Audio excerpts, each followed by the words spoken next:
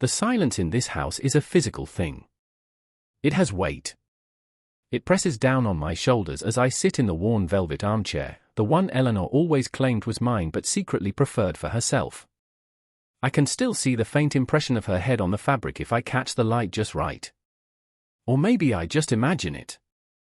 After 2 years, you start to imagine things. You have to, or the silence wins. It's a patient opponent, this silence. It knows it has all the time in the world, and I, Robert, at 78, do not. My world has shrunk to the dimensions of this house, a place that once echoed with the chaos of life, children's laughter, teenage arguments, the warm murmur of conversation with my wife. Now, its vastness mocks me. Each empty room is a monument to a time that has passed, a chapter closed without my consent. My days follow a simple, unyielding rhythm. Wake, coffee, stare out the window at the magnificent oak Eleanor and I planted as a sapling. It's a giant now, its branches sprawling across the lawn like the arms of an old man reaching for something he's lost. I read the paper, though the words often blur into meaningless shapes. I eat meals that taste of little more than obligation. And I wait. I wait for the phone to ring, for a car to pull into the driveway, for a sign that I am still a part of the world I helped to build. The phone does ring, of course. My daughter, Sarah, calls every Thursday. A duty call. Her voice is always rushed, pitched a little too high with a cheerfulness that never quite reaches her words. Hi, Dad. How are you? Everything okay? Great. Listen, I'm in a bit of a rush, it's a script, one we've both memorized. My role is to say, I'm fine, dear, and not to mention the silence, or the ache in my chest that has nothing to do with my aging heart.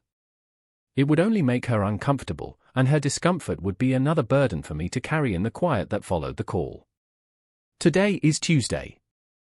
The phone is not supposed to ring.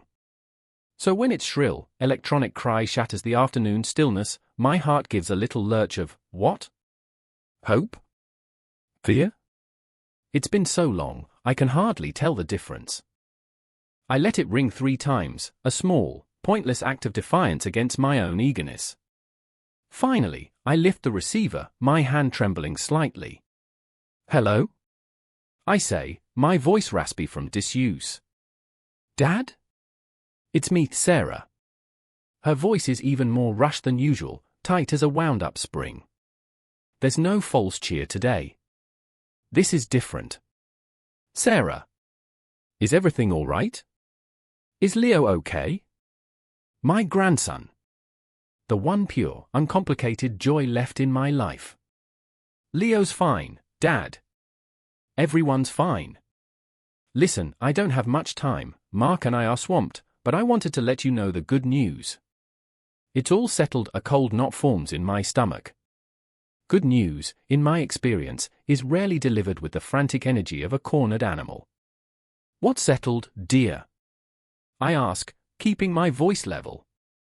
I can hear paper shuffling on her end, the clatter of a keyboard. I'm an afterthought, a checkbox on a busy to-do list. The move. It's all happening. We found the most wonderful place for you, Dad. It's called the Willow Creek Residence. It's more like a resort, really. Gardens, activities, other people your age. You won't be lonely anymore. The words hang in the air between us, slick and practiced.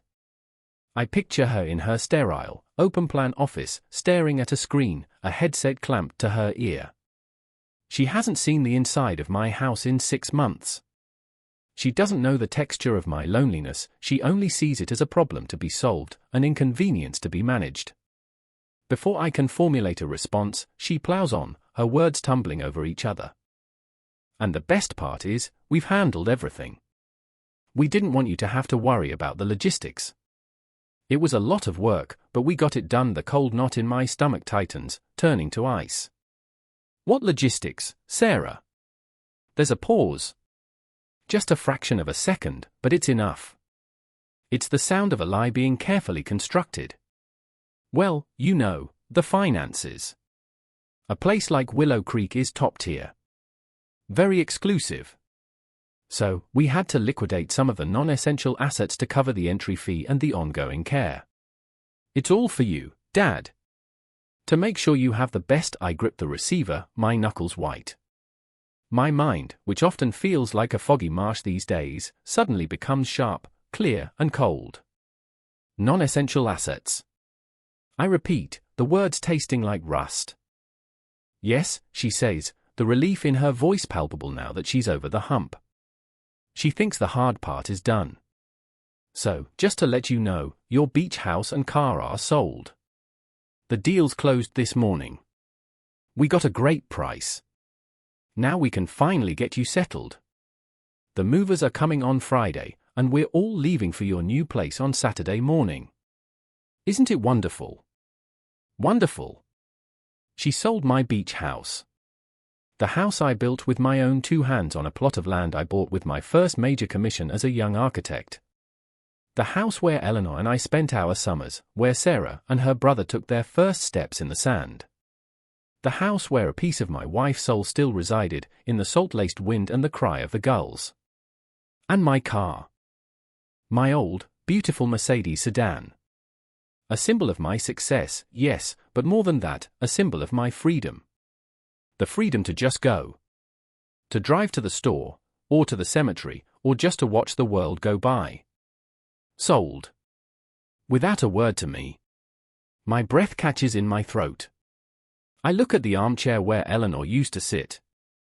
The silence in the room suddenly feels different. It's no longer just empty. It's predatory. I am Rob. And I just got a call from my daughter, who informed me that my past has been sold and my future has been decided. And I am supposed to be grateful. The phone call ended a few minutes ago, but the receiver is still slick with sweat in my palm. I place it back in its cradle with a deliberate, steady hand that I do not feel. My body feels disconnected from my mind, an old vessel weathering a storm that is raging deep inside. Sarah's words echo in the oppressive quiet of the living room. Your beach house and car are sold. We're leaving tomorrow. Except it's not tomorrow, it's Saturday. She was in such a rush to deliver her good news that she couldn't even keep her timeline straight. A small detail, but my mind, now painfully alert, snags on it. It's the first loose thread. I sink back into the velvet armchair, the springs groaning in protest.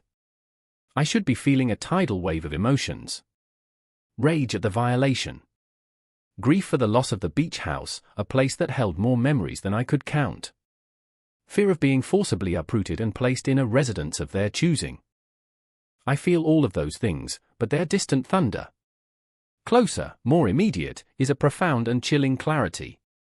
For the past 2 years, I've been drifting, a ghost in my own life. I've allowed myself to become what they see me as, a gentle, fading old man who needs to be managed. A problem to be solved. And they have solved me.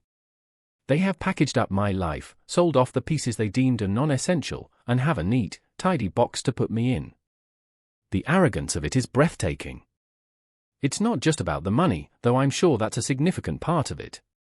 My daughter and her husband, Mark, have always been ambitious, their desires perpetually outstripping their income. I remember conversations, hushed when I entered the room, about private school tuition, luxury vacations, and the need for a bigger house in a better neighborhood. I see it now. This isn't about my care. This is an acquisition. They are acquiring my assets under the guise of compassion. The performance on the phone was clumsy, rushed. True compassion takes its time.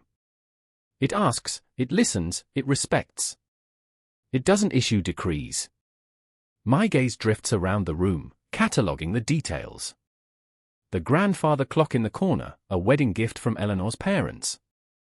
The faint water stain on the ceiling from the leak last winter that I never got around to fixing properly. The framed photos on the mantelpiece. One of them is Sarah, age 5, sitting on my shoulders on the very beach she has just sold. Her smile is wide and gap-toothed, her trust in me absolute. Where did that little girl go? When did she start looking at her father and seeing not a person, but an obstacle, a collection of assets to be liquidated? The doorbell rings, a cheerful, two-tone chime that sounds utterly obscene in this moment.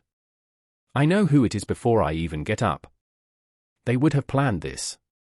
The shock and/or phone call, followed by the in-person visit to manage the fallout and feign sympathy.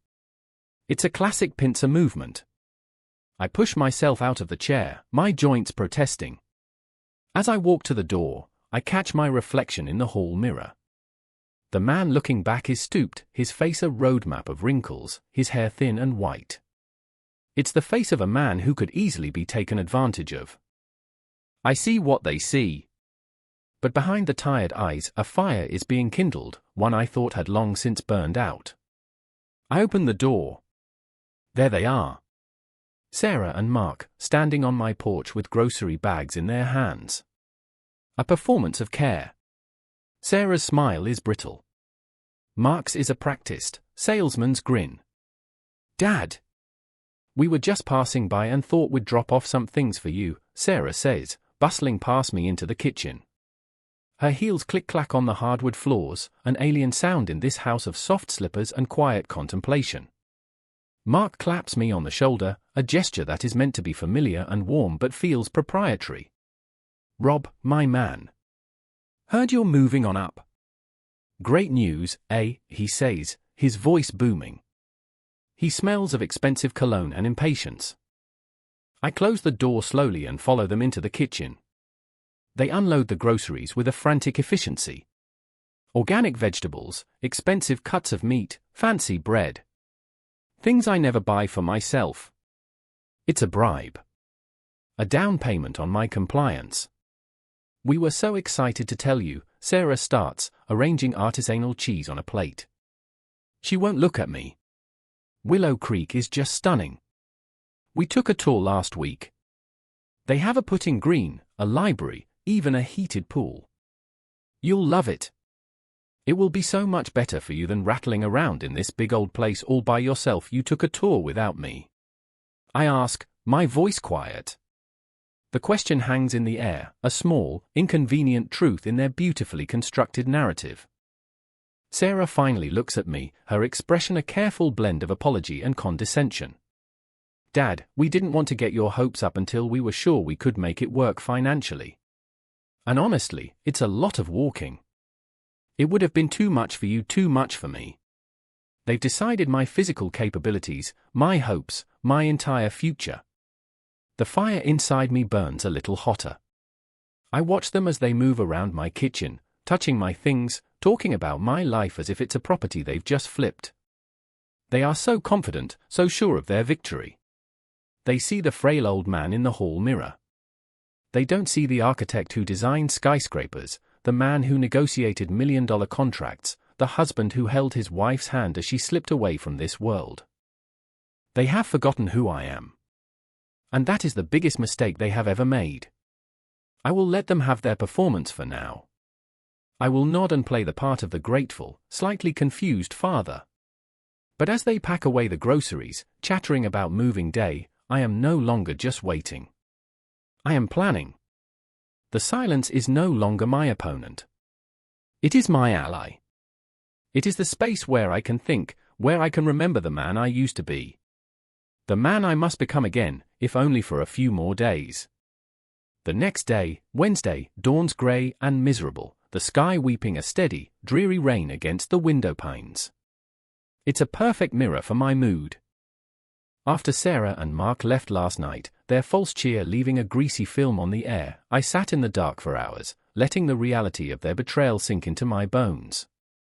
It's a deep, gnawing cold, the kind that has nothing to do with the weather. They think I'm a relic. A dusty piece of furniture to be moved from one room to another, polished up with pretty words, and ultimately forgotten. The sale of the beach house is the cruelest cut. It was more than wood and nails, it was a sanctuary. I remember taking a young Sarah there after her first big heartbreak in high school. We didn't talk much. We just walked the shoreline for hours, the rhythm of the waves a soothing balm. I taught her how to skip stones, and her brief, genuine laughter was worth more than any asset. How could she sell that memory? How could she auction off a piece of her own history, and mine, for what? A bigger kitchen island? A more prestigious zip code? The plan I started to form last night is still hazy, a half-sketched blueprint in my mind. It needs details. It needs leverage. And for that, I need more information. My opportunity arrives just before noon in the form of my grandson, Leo. Sarah calls, her voice back to its usual brisk efficiency.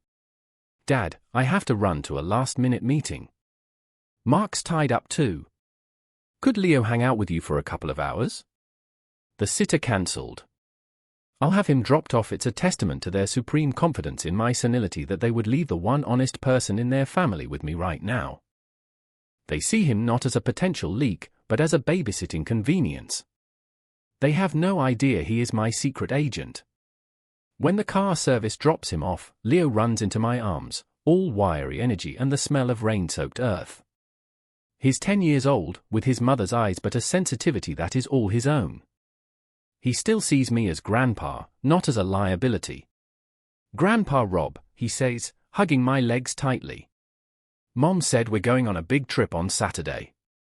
She did she? I say, ruffling his hair. I lead him into the living room, where a fire is now crackling in the hearth, a small act of war against the gloom outside and inside. She said you're moving to a super cool new house. With a pool. I settle him on the rug with a box of Lego, his favorite. That's what she said, buddy. A place called Willow Creek. I keep my tone light, conversational. This isn't an interrogation.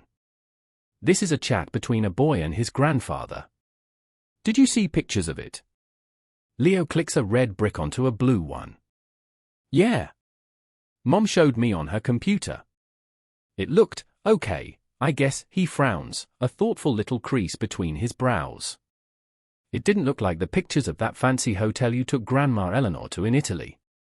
Mom said it was like that, but it looked more like my school. My heart gives a sharp, painful thud. A school. Not a resort. Really? What was it like? I ask, adding another log to the fire, my back to him so he can't see the sudden tension in my face. Well, there were long hallways. And the rooms were all the same. Mom scrolled past the pictures really fast. But I saw one of the bedrooms. It was really small, Grandpa. It just had a bed and a little window. It looked kind of sad. It didn't have a big window like yours, where you can see the big tree. He pauses, looking up at me, his expression earnest and concerned. And I asked Mom if there was a garden for you to plant your tomatoes, and she got all huffy. She said they have communal activity areas instead. And that you wouldn't have to worry about all that work anymore. Communal activity areas. A small room with a small window. It's not Willow Creek. Or, if it is, the resort Sarah described is a fiction. My daughter, my own flesh and blood, is planning to put me in a sterile, institutional box. The fancy grocery delivery, the talk of putting greens and heated pools, it was all a smokescreen. A fantasy concocted to placate a dying man while they picked his pockets. The sheer, calculated cruelty of it steals my breath. They're not just taking my money, they're trying to take my dignity, to erase the final years of my life and replace them with a comfortable lie for themselves. Leo must see something in my face when I turn back around, because he gets up and comes over to me, placing his small hand on my arm. Are you sad about moving, Grandpa? He asks, his voice soft. I look into his clear, innocent eyes, a reflection of the family we used to be. I cannot, will not, let him see the abyss that has opened up between his parents and me. He is the one piece of this I must protect. Change is always a little sad, Leo, I say, my voice thick with an emotion he thankfully misinterprets as nostalgia. But it can be exciting, too.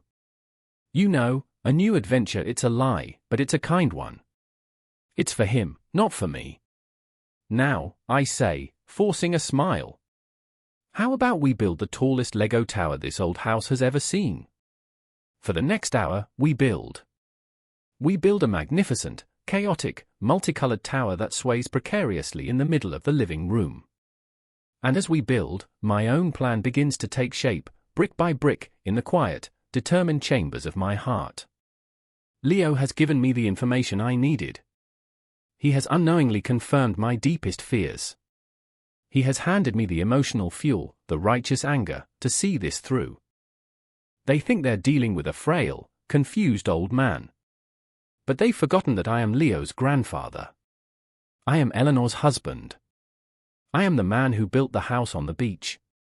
And I will not be moved into a small, sad room with a little window. I will not go quietly. The tower we are building is not the only thing that will come crashing down. Thursday morning. Sarah's designated call day. The irony is a bitter pill. I imagine she'll be checking in, ensuring the sedative of her lies is still working, making sure the old man is docile and ready for transport. The rain has stopped, but the world outside my window is washed out, drained of color. I feel a strange sense of calm, the kind that settles before a battle. The vague outlines of my plan have solidified overnight. Fear and grief have been burned away, leaving behind a hard, clear purpose. My first step is to resurrect a part of my past they believe is long dead and buried, my professional life. In the attic, covered in a fine layer of dust and forgotten memories, are boxes of my old office files.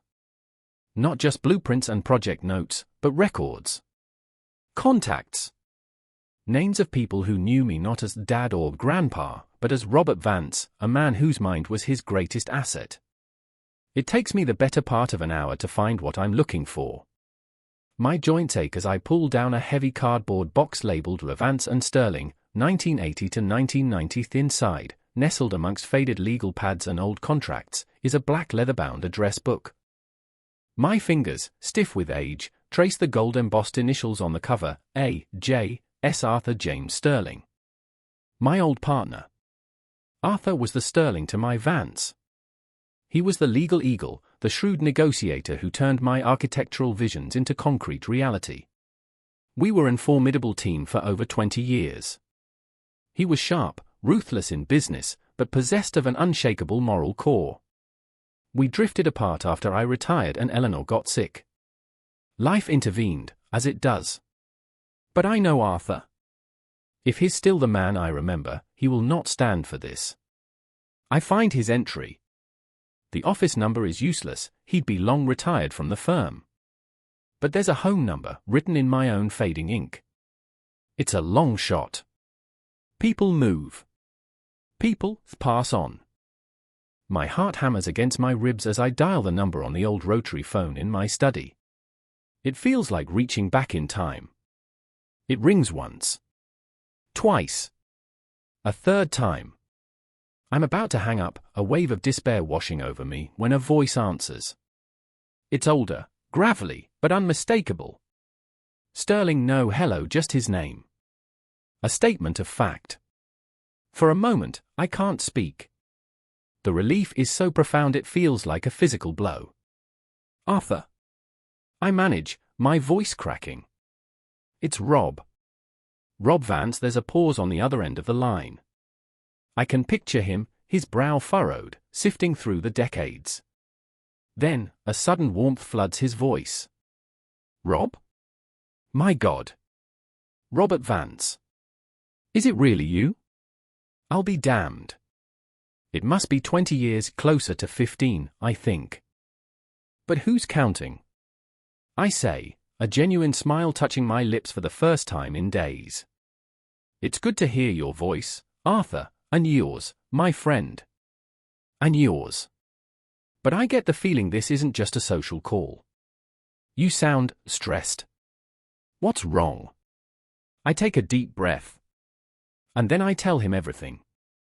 I start with Eleanor's passing and the 2 years of silence that followed. I tell him about my daughter Sarah and her husband Mark, their financial ambitions, their growing distance. And then I tell him about the phone call. The sold beach house. The sold car. The Willow Creek residence, the conversation with my grandson, Leo. The small, sad room with the little window. I lay it all out, the bare, ugly facts. As I speak, I feel a weight lifting from my chest, the burden of solitary knowledge being shared. Arthur listens without interruption. The silence on his end is not empty, it's attentive, analytical. It's the silence of a lawyer building a case. When I'm finished, he lets out a long, low whistle. The vultures, he says, his voice laced with cold fury. The greedy, short-sighted, goddamned vultures. Rob, I am so sorry. To think they do that to their own father, I feel like a fool. Arthur, I confess, the shame hot in my throat. Letting it get to this point. I've been so absent, don't you dare, he cuts in, his voice sharp as steel. You've been grieving. They took advantage of that. This isn't on you, Rob. This is on them. And we are going to make them regret it. Deeply, the word we is the most beautiful sound I have ever heard. I am no longer alone in this fight. What can we do? I ask, hope, a fragile seedling, beginning to sprout. First, we gather intelligence, he says, his voice shifting into the familiar, commanding tone I remember from our boardroom battles. They said the deal's closed on the house and car? That means there's a paper trail. A thick one. They needed your signature or power of attorney to do any of it. Did you sign anything, Rob? My mind races back.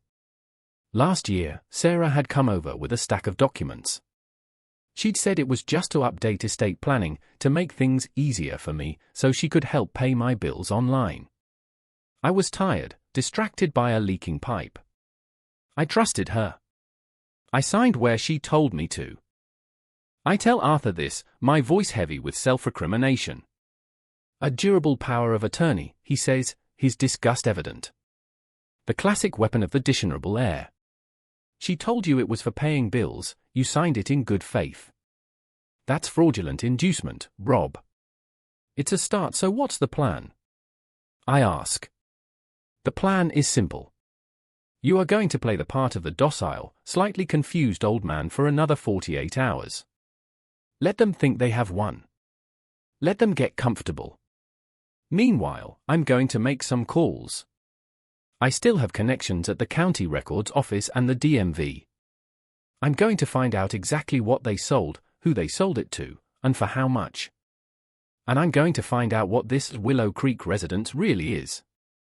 My guess is it's a state-funded last resort with a fancy, misleading name. They're planning to dump you and pocket the difference. We're going to let them walk right into the trap. And on Saturday morning, when they come to collect you, we will be waiting. The phone call with Sarah comes an hour later. She is chipper, asking if I enjoyed the groceries, if I'm excited for Saturday. I play my part. I sound grateful, a little muddled, compliant. I'm looking forward to it, dear, I say, the lie tasting like ash. It will be a new adventure. She buys it completely. As I hang up the phone, I look at the Lego tower Leo and I built. It's still standing, a testament to fragile, hopeful things. But my gaze is drawn to the fireplace. The fire I lit this morning is now a bed of glowing, white-hot embers. That is how I feel. The roaring flames of rage have burned down into something hotter, more focused, and far more dangerous. The next 24 hours are the longest of my life. I am an actor in a play I despise, performing for an audience of 2. My role is that of the grateful elder, a man supposedly relieved to be shedding the burdens of his life and handing the reins to his capable children. My internal monologue, however, is a constant, churning engine of strategy and memory. Every creak of the floorboards, every shadow that lengthens across the wall, seems to heighten the tension. I am a prisoner in my own home, waiting for a liberation that will feel more like a detonation. Arthur calls late Thursday afternoon. His voice is grim, stripped of any pleasantries. I have the information, Rob. It's worse than we thought. He doesn't need to build suspense. The facts are a series of hammer blows. The beach house, which I knew was valuable, was sold for nearly $2 million. They used an expedited, below-market cash sale to a developer who will likely tear it down and build a monstrosity. My car, a vintage model I kept in immaculate condition, fetched another $50,000. A total of $2,050,000.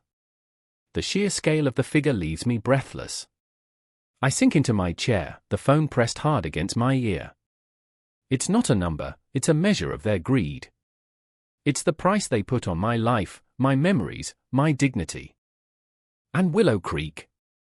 I ask, my voice a hoarse whisper. That's the masterstroke, Arthur says, his voice dripping with contempt. There is a Willow Creek residence. It's a 5-star, luxury assisted living facility, just as she described.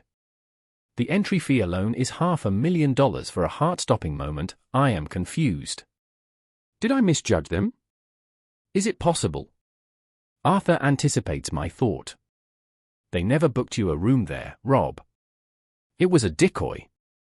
They used the brochure and the website to build their fantasy. The deposit they paid, the one for the place you're actually going to, was $5,000. It's for a place on the other side of town. It's officially called the Northgate Senior Care Center. It's a state-subsidized nursing home. It has a 2-star rating and a long list of health code violations. I printed out the latest report. It's grim. Northgate Senior Care. The name itself is bleak, institutional. I picture the small, sad room Leo described. The little window looking out onto a brick wall or a parking lot. The smell of disinfectant and despair. They were going to deposit me there like a piece of unwanted luggage, leaving me to fade away while they started their new life, funded by my past. They would have almost $2 million in profit.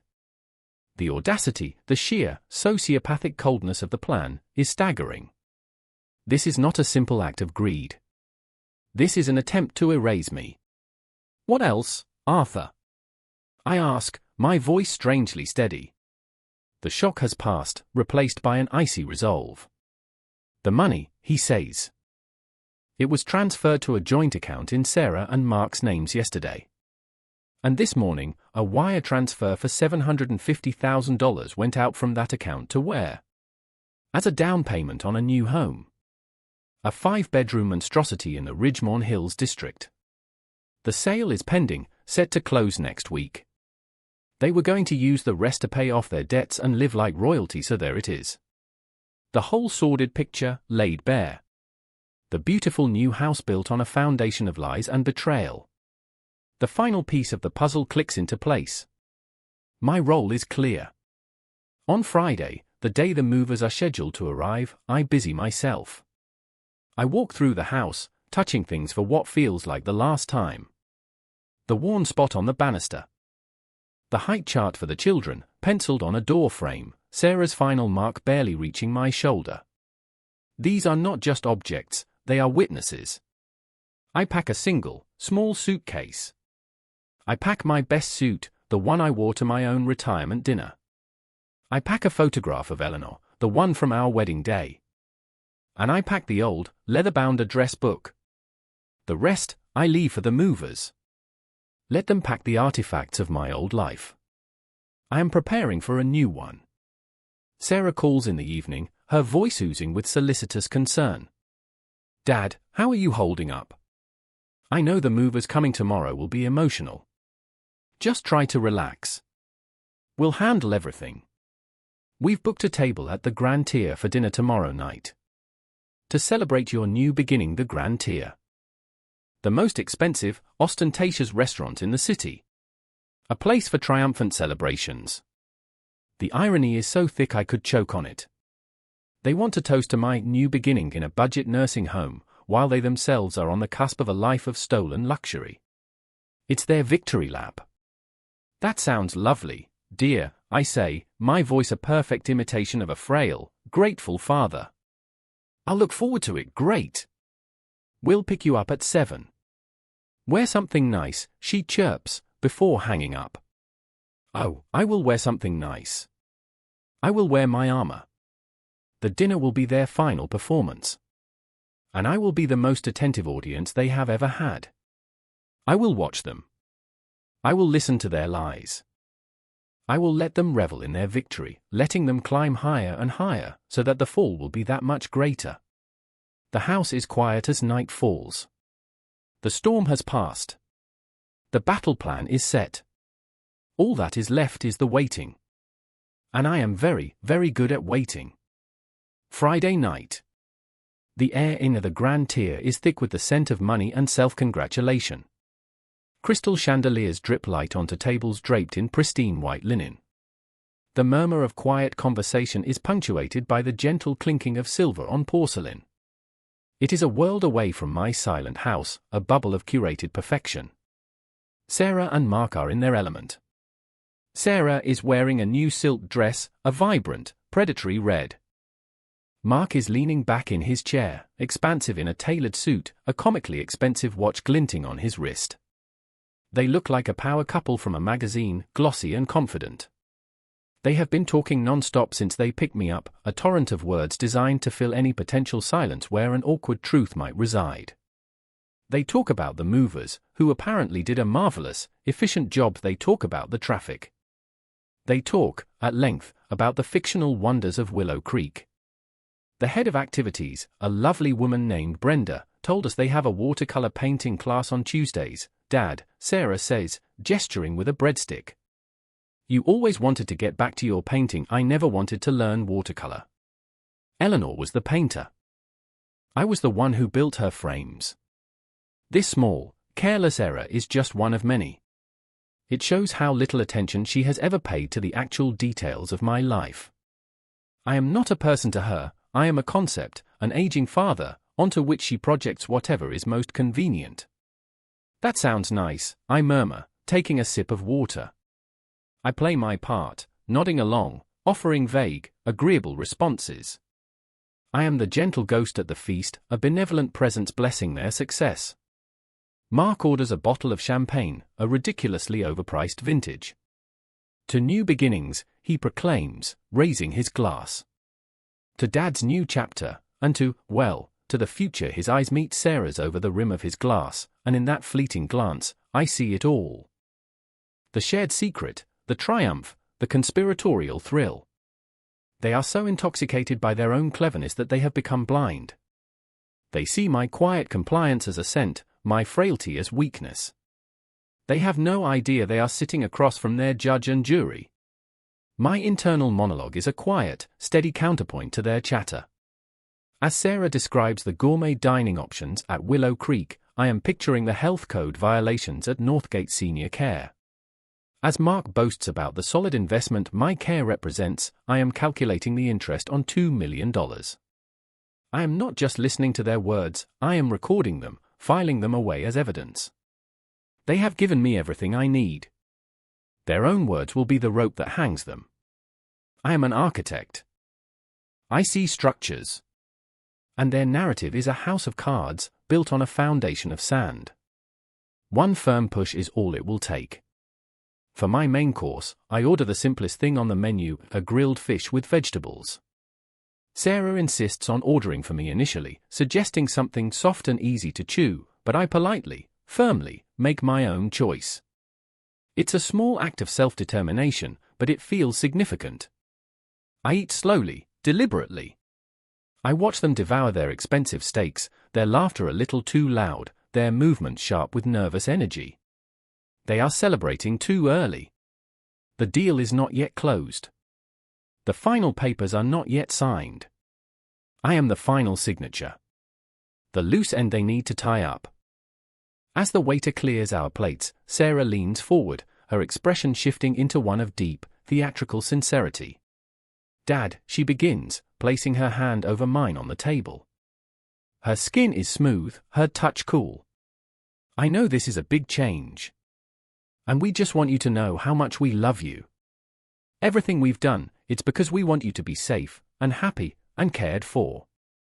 We just couldn't bear the thought of you being all alone in that big house anymore. The lie is so perfectly delivered, so heartfelt in its falsehood, that for a split second, a part of me wants to believe it.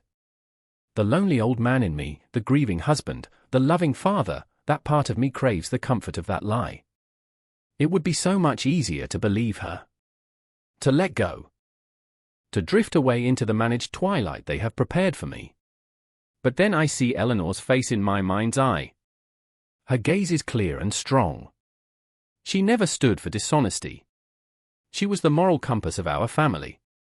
And in that imagined glance, I find my strength again. The fire in my core, banked for the duration of the meal, flares back to life. I look at my daughter, at the stranger wearing her face, and I feel a profound, bottomless pity. Not for myself. For her. She has sold her soul for a 5-bedroom house and a fleeting sense of superiority. I know you did what you thought was best, I say, and the words are true, in a way. They did what was best for them, and they have convinced themselves that it is the same thing. Mark flags down the waiter and pays the bill with a flourish, using a shiny new credit card. Well, big day tomorrow, he says, rubbing his hands together. The start of the good life. Yes, I say quietly, looking from his face to Sarah's. A big day. I think we should get an early night, they agree enthusiastically. They want me well rested, compliant for the final transaction. As we walk out of the restaurant into the cool night air, the valet pulls my old Mercedes up to the curb. For a heart-stopping second, I forget. And then I remember, it's not mine anymore. It belongs to a stranger now. Mark guides me towards their sleek, new SUV, his hand on my arm a little too firm, as if I might bolt. I get in the back seat. As we drive away, I look back at the restaurant, a glittering jewel box of expensive illusions. The final performance is over. Tomorrow morning, the curtain rises on the truth. And it will not be a celebration. It will be a reckoning. Saturday morning arrives with a clinical, indifferent brightness. The sun streams through the windows of my living room, illuminating dust motes dancing in the air and the stark, empty spaces where furniture used to be. The movers were indeed efficient. The house has been hollowed out, its personality stripped away, leaving only the shell. It looks like a crime scene. My single suitcase stands by the door. I am dressed in my best charcoal grey suit, the one I saved. My shoes are polished. My tie is perfectly knotted. I feel like a man preparing for a board meeting, not one being shuffled off to a nursing home. I sit in the velvet armchair, the lone survivor in the vast emptiness of the room, and I wait. Punctually at 9 o'clock, their expensive SUV crunches up the gravel driveway. The sound is unnaturally loud in the quiet of the morning. I hear car doors slam, then their voices, bright and businesslike. Sarah and Mark. They walk in without knocking, an act that solidifies their belief that this is no longer my home, but merely a property in transition. Sarah is holding a leather portfolio. Mark is rubbing his hands together, a gesture of eager anticipation I am beginning to loathe. There he is. Ready for the big day. Mark booms, his voice echoing in the empty space. Everything's packed up and on its way to Willow Creek. The car is here to take you. We just have one tiny bit of paperwork to sign, and we are good to go. Sarah opens the portfolio on the mantelpiece, the only remaining flat surface. She pulls out a sheaf of documents and a pen. Her movements are crisp, final. It's just the final transfer of funds authorization, Dad, she says, her voice smooth and reassuring. It allows the bank to release the remaining capital from the sales into the Willow Creek account to cover your residency fee. Just sign at the bottom. She points to the signature line with a perfectly manicured finger. This is the moment. The culmination of their entire plan. The final, critical step. They are so close they can taste it. I look at the paper. I look at the pen. I look at my daughter's hopeful, predatory face. And then I look away, my gaze settling on the grandfather clock in the corner. No, I say. The word is quiet, almost gentle, yet it lands in the cavernous room with the force of a physical blow. The cheerful masks on their faces flicker. Confusion clouds Sarah's eyes. What? Dad, don't be silly. We have to sign this. The car is waiting. I said no, I repeat, my voice firmer this time. I stand up from the armchair, slowly, deliberately. I am no longer playing the part of the frail old man. I stand to my full height, which, though slightly stooped, still feels commanding. I meet her gaze directly, and for the first time, she sees not the docile father she imagined, but something else. Something she does not recognize. What is this, Rob? Mark says, stepping forward. His bonhomie has evaporated, replaced by a hard-edged impatience. This is all for you. Don't you start being difficult now, difficult. I let out a short, dry laugh. Oh, I haven't even begun to be difficult. You see, I had a very informative conversation with my old friend, Arthur Sterling, this week. Does that name ring a bell? Vance and Sterling? The firm that allowed me to buy the beach house you so cavalierly sold from under me. The name hangs in the air. Sarah's face pales. Mark looks blankly from me to her. He doesn't know the name, but he recognizes the shift in power. Arthur was kind enough to do some digging for me, I continue, my voice cold and precise. He's very good at digging. He found out about the sale of the beach house. $2 million. He found out about the car. $50,000. And he found out about your $750,000 down payment on a new house in Ridgemont Hills. Sarah takes an involuntary step back, her hand flying to her throat. The leather portfolio slips from her grasp, the papers scattering across the floor like dead leaves. And the most interesting thing he found, I say, walking towards them, was about the Willow Creek residence. It seems my actual destination isn't a 5-star resort. It's a 2-star facility with a list of health code violations as long as my arm. The Northgate Senior Care Center. You were going to leave me there to rot while you lived in luxury on my money. Sarah begins to tremble, her carefully constructed composure shattering like glass. Dad. No, it's a misunderstanding. You were going to what? I demand, my voice rising with a righteous fury I have kept corked for days. You were going to steal from your own father? You lied to me. You manipulated me. You used a power of attorney I gave you in good faith to liquidate my life for your own selfish greed. Now, hold on, Mark snarls, finding his voice. He steps in front of Sarah, puffing out his chest. We did this for his own good. He's old. He doesn't know what he's talking about. At that exact moment, the front door opens again. A tall, silver-haired man in an impeccably tailored suit steps inside. He carries a briefcase. It is Arthur Sterling. He looks older, but his eyes are as sharp and intelligent as ever. On the contrary, Arthur says, his voice calm and lethal. My client, Mr. Robert Vance, knows exactly what he's talking about. And I have the documentation to prove it. He opens his briefcase and places a thick file on the mantelpiece. Mark, Sarah, you've been served. This is a lawsuit for fraudulent misrepresentation, elder financial abuse, and breach of fiduciary duty. We're seeking the full return of all assets, plus punitive damages. The power of attorney has been revoked. All your accounts, including the one holding the proceeds from the sales, have been frozen as of 1 hour ago. Mark and Sarah stare at him, their faces a mask of pure, unadulterated shock.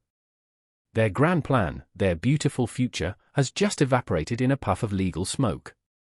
Furthermore, Arthur continues, his gaze unwavering, I've taken the liberty of forwarding my findings to the district attorney's office. The term elder abuse is taken very seriously by the state. You know. Sarah lets out a choked sob and sinks to the floor, her red dress pooling around her amidst the scattered papers of her defeated plan. Mark just stands there, his mouth agape, his face the color of ash. I look down at my daughter, crumpled on the floor of my empty house, and I feel nothing but a vast, hollow sadness. I have one. But I have lost my family. The silence that descends after Arthur has escorted a blubbering Sarah and a stunned, ashen-faced Mark out of the house is more profound than any I have experienced before. It is not the silence of loneliness or neglect. It is the silence of the aftermath, the quiet that follows a storm. The battlefield is littered with the casualties of their greed, the scattered legal papers, the empty spaces on the floor, the ghost of a family that just imploded. Arthur places a comforting hand on my shoulder. Are you all right, Rob? He asks, his voice gentle now. I will be, I say, and I believe it. Thank you, Arthur. I couldn't have. I wouldn't have. You would have found a way, he says with conviction. You were always the strongest man I knew. You just forgot for a little while. He helps me gather the documents they left behind, his professional calm a steadying anchor in the emotional wreckage. He explains the next steps, the legal proceedings, the process of clawing back the money, the potential criminal charges. It all sounds distant, like a story about someone else. My victory feels Pyrrhic. I have asserted my strength, reclaimed my dignity, but at the cost of the relationship with my only daughter. Was it a relationship at all? Or just a long, slow performance of duty on her part, and a fantasy of connection on mine? These are the questions that haunt the hollowed-out rooms. Arthur leaves, promising to be in touch.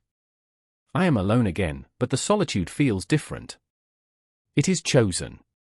I am the master of this empty house, not its prisoner. I walk through the rooms, my footsteps echoing. I see the pencil marks on the doorframe, the faded outline on the wall where a family portrait used to hang. I remember Leo, his innocent chatter about that small, sad room. He is the other victim in this, an innocent caught in the shrapnel of his parents' choices. My first act as a free man is to call him. I know Sarah will have her phone, but I find Mark's business card in the mess of papers and call his direct line. I bank on the idea that he's too shell-shocked to screen his calls. He answers on the second ring, his voice a dead monotone.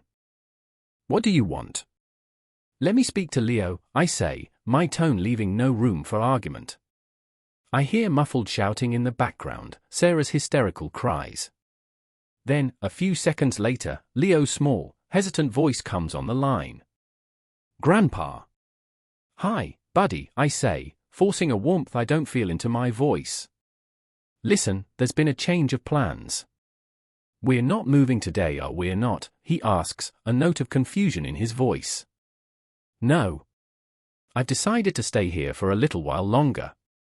"And your mom and dad have some important grown-up things they need to take care of. Are they in trouble?" he asks. The question is a knife to the heart. He is too smart, too sensitive. "They have some problems to solve," I say carefully. "But that's for them to worry about. I just wanted you to know that I'm okay. And that I love you very much. No matter what happens, you remember that I love you too, Grandpa," he says, his voice small and sincere. After the call, a wave of exhaustion washes over me. The adrenaline of the confrontation has faded, leaving behind a deep, bone-wearying sadness. I look around the empty living room. The house is no longer a home. It's a stage where a tragedy has played out. The memories it holds are now tainted by the final act. I cannot stay here. Selling it was their idea, born of greed, but perhaps they were right about one thing: it is too big, too full of ghosts for one old man. But I will not be moved into a box. I will choose my own future. The following days are a blur of legalities. Arthur is a whirlwind of efficiency.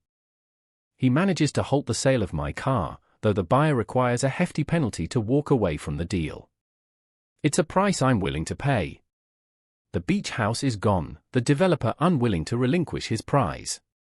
The $2 million, however, is now secure in a trust account under my and Arthur's control. The Ridgemore Hills house purchase has collapsed, Sarah and Mark's deposit lost. They are facing financial ruin and the very real threat of criminal prosecution. They have tried to call, but I don't answer. There is nothing left to say. I have the movers bring my furniture back, not to arrange it, but to put it into storage. All except the velvet armchair, the grandfather clock, and the box of Eleanor's things. I spend one last night in the house, sitting in the armchair in the dark, the ticking of the clock counting down the seconds of a life that is over. I am not grieving for the life I had with Eleanor. That remains sacred. I am grieving for the father I tried to be, and the daughter I have lost. But as dawn breaks, a new feeling begins to surface through the sadness. It is not happiness, not yet. It is a quiet, steady sense of possibility. The world has opened up again. My future is no longer a small, sad room. It is a blank page. And for the first time in a very long time, I am the one holding the pen. The weeks that follow the confrontation are a strange mix of logistical nightmares and quiet introspection. With Arthur's guidance, I navigate the labyrinth of legal and financial recovery. The proceedings against Sarah and Mark are moving forward. Arthur advises me that the district attorney is likely to press charges, but he has also arranged for a settlement offer. If they agree to sign over any and all claims to my estate, now and forever, and enter into mandatory family and financial counseling, I will ask the DA to show leniency. It is not forgiveness. It is pragmatism. I do not want to see my grandson's parents in jail. It is the last gift I can give to him and to the memory of the daughter I once had. She and Mark accept the terms immediately, their fight completely gone. Their silence is their admission of guilt. While the lawyers handle the wreckage of my old life, I begin the task of building a new one. I know I cannot stay in the family home. The ghosts there are too loud now. It needs a new family, new laughter to fill its halls. I put it on the market, this time with a trusted agent Arthur recommends. My main task, however, is deciding where to go. The idea of another house, another empty space to fill, is exhausting. I think about what I truly need. Not a putting green or a heated pool. Not in communal activity areas. I need light. I need a view. I need a place that feels like a beginning, not an end. I start looking at modern apartments downtown, a concept that would have been unthinkable a month ago. I, Robert Vance, a man of sprawling lawns and quiet suburban streets, a city dweller? But the idea takes root. I visit a new building, a sleek tower of glass and steel overlooking the river that cuts through the heart of the city. The agent shows me a corner unit on the 20th floor. I step inside, and for the first time since Eleanor passed, I feel my breath catch in my throat with something other than sadness. The apartment is not large, but it is brilliantly designed. 2 walls are floor-to-ceiling windows, and the entire city is laid out before me like a living blueprint. The river flows below, a steady, moving ribbon of life. Cars stream across bridges, tiny sparks of energy. The sky is vast and open. It is the opposite of the small, sad room I was destined for. It is a room with a view of everything. It feels like possibility. It feels like freedom. I make an offer on the spot. Selling the old house and buying the new apartment still leaves me with a significant amount of capital from the sale of the beach house. The money sits in the trust account, a silent testament to my children's greed. At first, I don't know what to do with it. The thought of spending it on myself feels tainted. It's blood money, in a way. The price of my family. I spend my evenings in my temporary rental, looking through the box of Eleanor's things. Her paintbrushes, still stained with flecks of cerulean blue and cadmium yellow. Her journals, filled with her elegant script. Her volunteer ID from the children's ward at the city hospital. She spent every Tuesday afternoon there for 20 years, reading stories to sick children. She called them her little sparks. That's when the idea comes to me. It arrives fully formed, a perfect, elegant design. The next morning, I call Arthur. I know what I want to do with the money, I tell him. My decision is to use the bulk of the remaining funds, over $1.5 million, to establish a charitable wing at the city hospital. A place for art and music therapy for pediatric patients. A bright, beautiful space where children can paint and draw and forget their illnesses for a few hours. A place filled with light. We will call it the Eleanor Vance Center for Young Arts. It is the perfect legacy. Not for me, but for her. It transforms the tainted money into something pure, something generative. It turns an act of profound selfishness into an act of profound generosity. It is an answer to their ugliness, a testament to her beauty. The final loose end is Leo.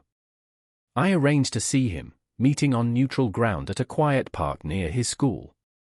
He is quiet at first, reserved. He knows something is fundamentally broken. I don't tell him the details. He doesn't need to carry that burden. Instead, I tell him about my new apartment, about the view of the river. I tell him about the center I am building in his grandmother's name. I tell him about the art rooms and the music rooms.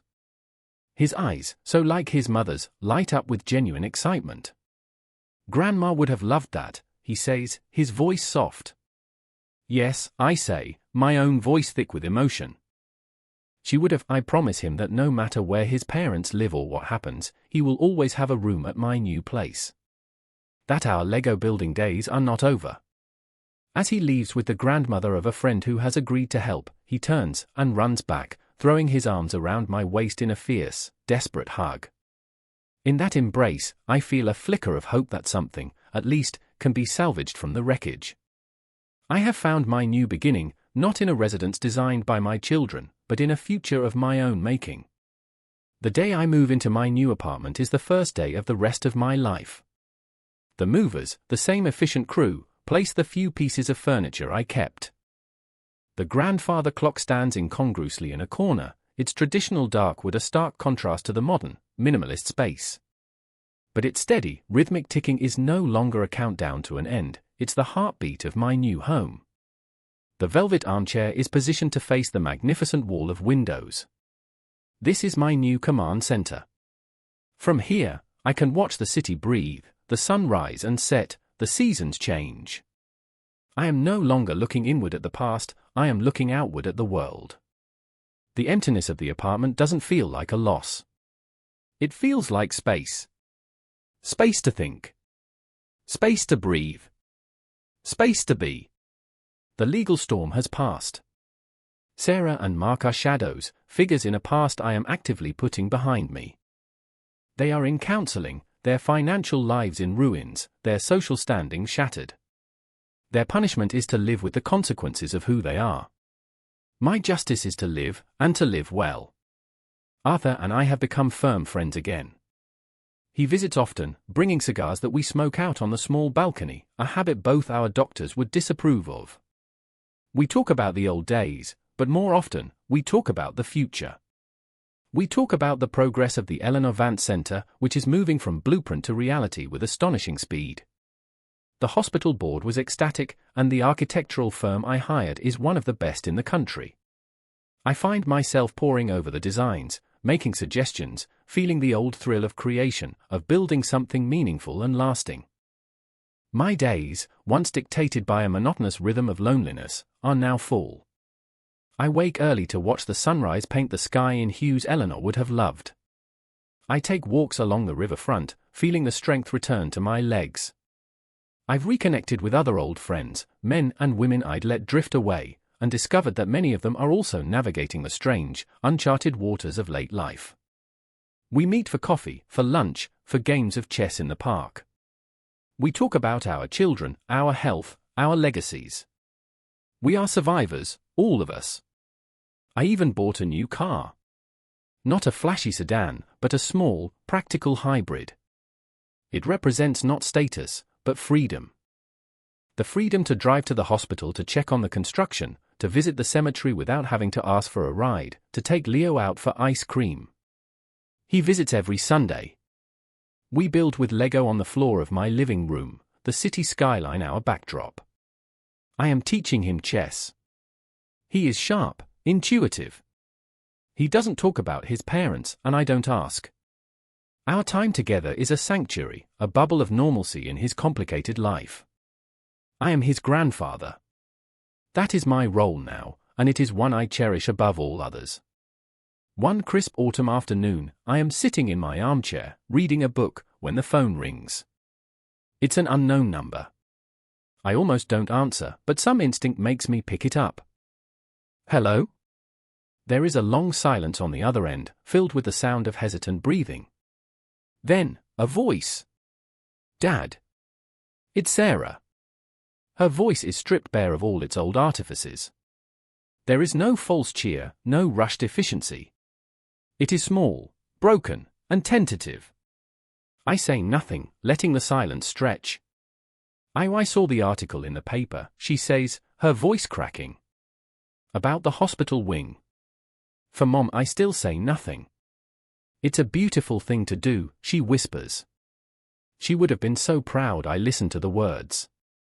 There is no request, no demand, no justification. It is, perhaps, the first honest thing she has said to me in years. But honesty is not absolution. A crack in a foundation can never be truly repaired. The structure is forever compromised. Goodbye, Sarah, I say, and I gently hang up the phone. It is not an act of cruelty, but an act of self-preservation. I have built a new life, a new structure, on solid ground. I cannot allow the weaknesses of the past to threaten it. I look out the window. The sun is setting, casting long shadows across the city. The lights are beginning to flicker on, thousands of tiny sparks creating a beautiful, interconnected whole. I think about the beach house, a place of sand and sea and memory. I think about the old family home, a place of laughter and love and, ultimately, betrayal. And I think about this place, this tower of glass and air. My life is not what I imagined it would be. It is smaller in some ways, lonelier. But it is also bigger, more expansive, and more authentically my own than it has been in a very long time. I have faced the silence and the greed, the ghosts of the past and the fear of the future. I am Rob Vance. I am a father, a grandfather, a widower, a friend. I am the man who built skyscrapers, and I am the man who built a sanctuary for sick children in his wife's name. My assets are not a house or a car. They are my dignity, my integrity, my resilience. And those, I have come to realize, can never be sold.